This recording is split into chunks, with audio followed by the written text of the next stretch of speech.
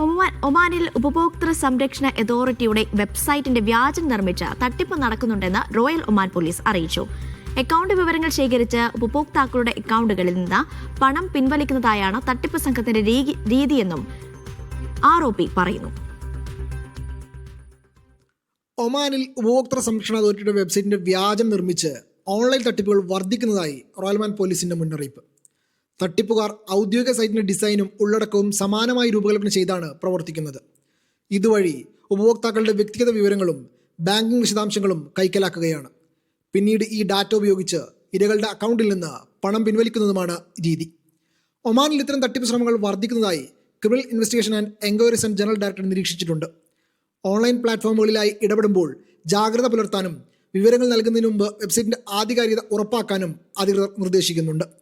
സേവനങ്ങൾ നൽകുമ്പോൾ ഉപഭോക്തൃ സംരക്ഷണ അതോറിറ്റി ബാങ്ക് കാർഡ് വിശദാംശങ്ങളോ സെൻസിറ്റീവ് ഫിനാൻഷ്യൽ വിവരങ്ങളോ ആവശ്യപ്പെടാറില്ലെന്ന് അധികൃതർ പറയുന്നുണ്ട്. ഔദ്യോഗിക സർക്കാർ ചാനലുകൾ മാത്രം ഉപയോഗിക്കാനും സംശയാസ്പദമായ പ്രവർത്തനങ്ങൾ ഉടൻ റിപ്പോർട്ട് ചെയ്യാനും പൊതുജനങ്ങളോട് പോലീസ് ആവശ്യപ്പെട്ടു. Media 1, Muscat.